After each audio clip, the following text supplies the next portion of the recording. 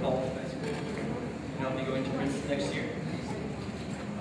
So I'll be talking about my involvement in Science Olympiad Club and also in sports.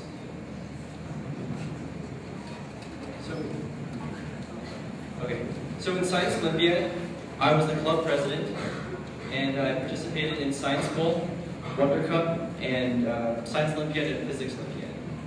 And in golf, I was the varsity team captain, and I played individual tournaments. In my spare time, I like to cook and blow glass.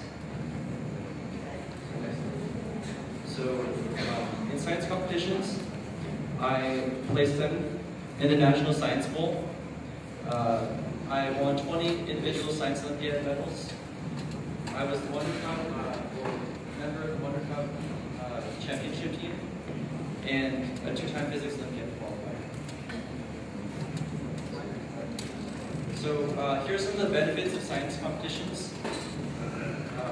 First of all, and I think most importantly, is the fact that science competitions have a flexible time commitment.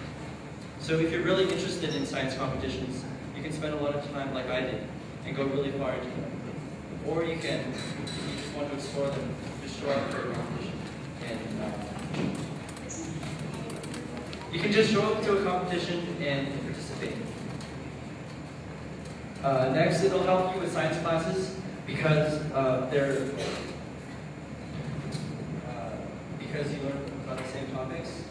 You'll meet other people from other schools, and also you'll learn to use power tools and hand tools, which can be useful if you need to fix a leaky faucet or build a barricade against a zombie rampage. And you also get some free pizza too. Okay,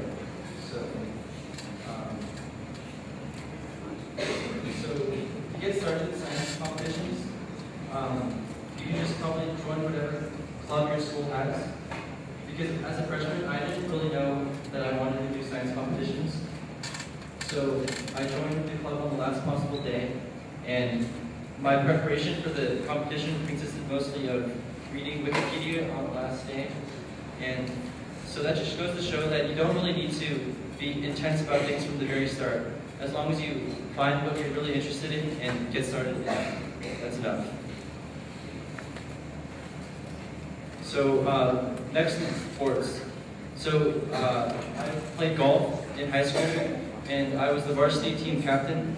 And also I was top 40 in the Junior Golf Association of Northern California in points.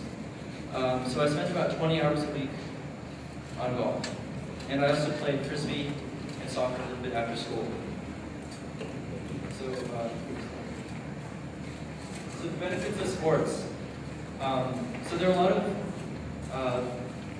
good qualities that you learn from sports that you also probably want to learn just to be a better person. For example, goal setting, hard work, persistence, time management, and teamwork.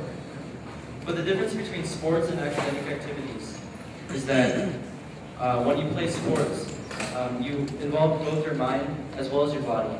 So, for example, if you're learning how to hit a golf shot, you have to both figure out how to do it, figure out the technique in your mind, as well as train your body to perform that technique.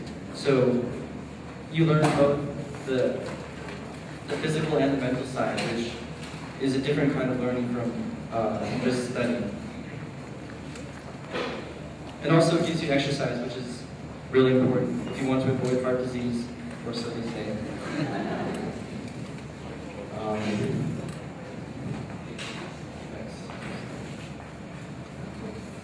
So here are some general things I learned from doing these, from golf and from science competitions. So first would be exploration.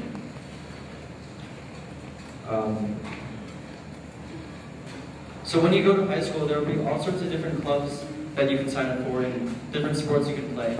And you're probably wondering, which one should I get into? How can you know which one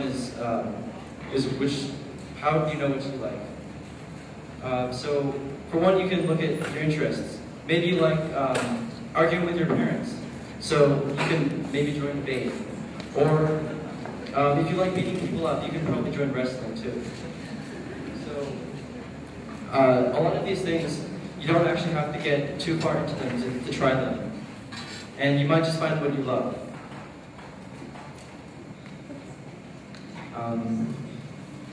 Next would be to set goals. Once you find what you're really interested in, if you want to be successful in that, you have to set a goal for how far you want to go in that activity.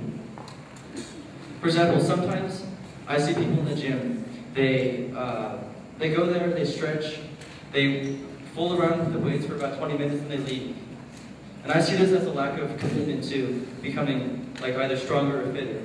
Because they don't have, they say to themselves, okay, I'll spend about 20 minutes here and then see how far I get. But with that, they don't put in the focused effort they need to succeed. So what they need to do is to set a goal for themselves so that they can focus their energies on achieving that. And next, it's important to aim high, because before you try something, you'll never know how far you can get. So for example, when I was a freshman, I wanted to become a nationally ranked golfer. I wanted to play for a top D1 school. And I also wanted to do Science Olympiad really well, and I also wanted to get good grades. I also wanted to sleep 8 hours a night. So after a few months of this, I realized that it'd be impossible to achieve all these goals at the same time, and that I'd have to give up one of those.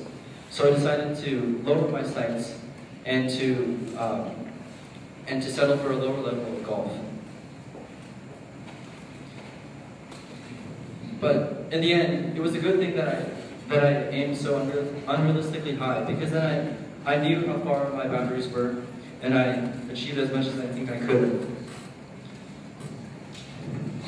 And along the way, you'll inevitably encounter setbacks, and you'll encounter more the higher you go.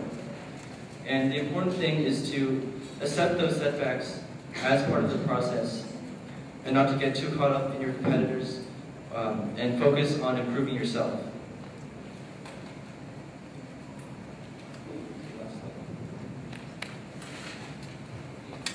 Okay, so this is a quote that I found, and I hope all of you high schoolers can take this with you. So success is not final. Failure is not fatal. It is the courage to continue that counts. Because in your high school career, you probably will make mistakes. And you also will do things well too. So as long as you persist, that's what really matters.